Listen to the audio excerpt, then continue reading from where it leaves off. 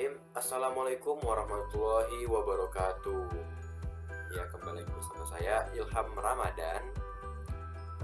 Anak-anak sendiri gimana kabarnya? Sehat? Ya, tentunya harus sehat ya. Jangan sering keluar rumah, jangan main-main di rumah aja, belajar yang rajin ya. Sering-sering mencuci tangan dan juga gunakan hand sanitizer ya. Oke, untuk video pembelajaran kali ini kita bakal membahas muatan SPDP di KD 3.4 dan juga KD 4.4 mengenal karya seni patung. Nah, kalau saya sebutkan patung, kira-kira apa yang jadi pikiran kalian? Tergambar dalam pikiran kalian kira-kira? Oke. Tujuan pembelajaran kita pada kali ini yaitu siswa mampu menyebutkan berbagai patung dan cara pembuatannya serta keterampilan yang dibutuhkan. Jadi ini adalah hasil yang diharapkan di akhir pembelajaran. Ya, kalian mampu menyebutkan berbagai patung dan cara pembuatannya serta keterampilan yang dibutuhkan untuk membuat patung. Oke. Sekarang perhatikan gambar berikut. Kira-kira gambar apa ini? Ya, tentunya inilah gambar patung. Dimana yang sebelah kiri itu adalah gambar patung Surabaya, yang mana menjadi simbol kota Surabaya. Ya, Sura itu hiunya, Baya itu adalah buayanya. Kemudian sebelah kanan ada namanya patung yang sangat terkenal di Indonesia, yaitu patung Candi Borobudur. Ya, jadi Candi Borobudur ini dikelilingi oleh berbagai macam patung. Oke, itu dia. Nah, sekarang apa sih karya seni patung itu? Nah, patung adalah karya seni 3 dimensi yang meniru bentuk manusia, hewan, tumbuhan, ataupun benda yang dibuat menggunakan teknik tertentu. Oke, jadi karya seni itu terbagi menjadi dua ya. Ada karya seni 2 dimensi dan juga karya seni 3 dimensi. Untuk karya seni 2 dimensi itu yaitu karya seni yang memiliki panjang dan lebar saja. Contohnya adalah ya gambar, lukisan, batik, termasuk ke dalam karya seni 2 dimensi. Sementara karya seni 3 dimensi yaitu karya seni yang memiliki panjang, lebar, dan tinggi, memiliki ruang, memiliki bentuk. Contohnya adalah patung, di mana patung ini bisa meniru bentuk manusia ataupun patung berbentuk hewan, tumbuhan, ataupun benda mati sekalipun yang dibuat menggunakan teknik tertentu. Nah, patung juga memiliki beberapa fungsi. Ya, di antaranya yang pertama patung religi, di mana patung tersebut berfungsi sebagai sarana untuk beribadah dan bermakna religius.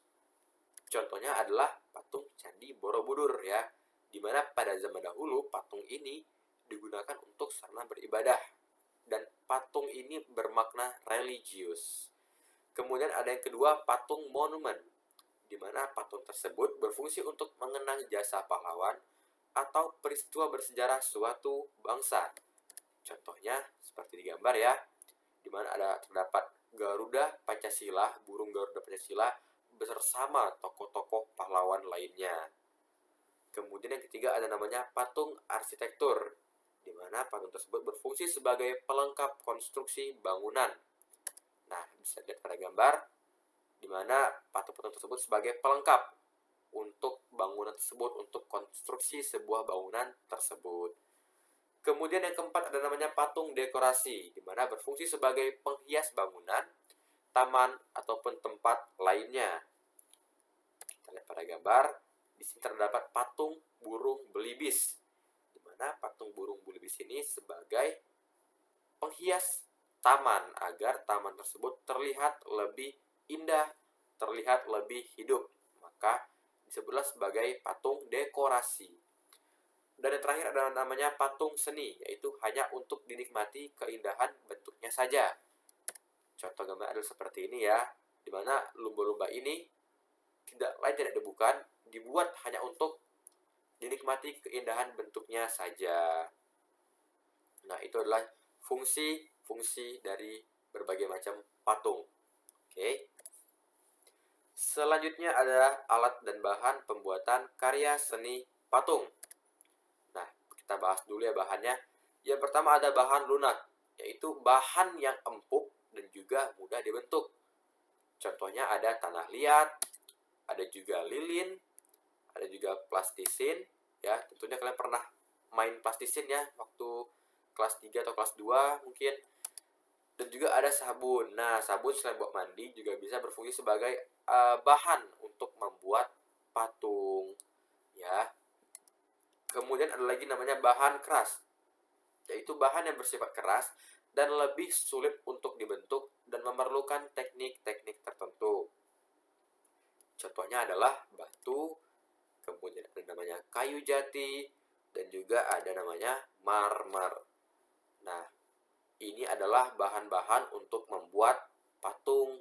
Ya, kalau bahan lunak dia mudah dibentuk, ya, sementara bahan keras lebih sulit dibentuk. Oke. Kemudian untuk alat-alat membuat patung apa saja? Nah, yang pertama ada alat untuk membuat patung dari bahan lunak. Nah, bisa dilihat pada gambar ya, ada butsir, ada ukiran, dimana nanti misalkan kita mengukir di plastisin ya, kita bisa kasih ukiran di plastisin tersebut. Nah, ataupun di sabun, kita mengukir menggunakan sabun, karena bahan lunak lebih mudah untuk dibentuknya. Sementara alat untuk membuat patung dari bahan keras, itu terdiri dari botol air mineral. Nah, botolnya bisa digunakan ya untuk membuat patung juga. Serbuk gips, itu dia. Kemudian amplas. Nah, amplas juga bisa digunakan ya untuk menghaluskan. Kemudian ada palu untuk memukul, ada cutter untuk memotong ya, dan juga ada alat pahat. Biasanya pahat ini nanti dibantu dengan palu ya untuk membentuk patung dari bahan keras. Nah, itu dia alat dan bahan untuk pembuatan karya seni patung. Nah, kira-kira ada pertanyaan nggak ini kira-kira? Nah, kalau ada pertanyaan silakan langsung bertanya saja di kolom komentar. Ntar bakal saya jawab langsung di kolom komentar ya. Untuk materi mengenalkan seni patung cukup sampai di sini dulu.